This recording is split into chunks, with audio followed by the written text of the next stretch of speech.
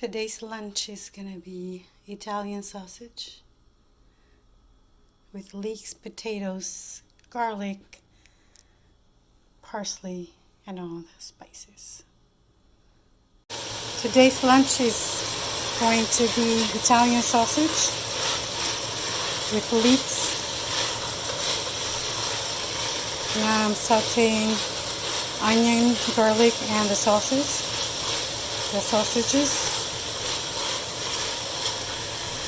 And then after doing that, I'm adding all the veggies, because I'm gonna saute it a little bit in the stove, and then I'm gonna put it in the oven for like 25 minutes or so.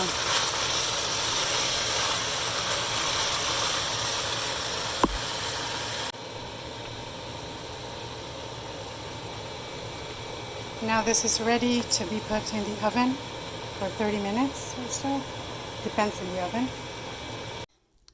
This is the end result of our sausage and veggie roast. It looks delicious, and it is delicious.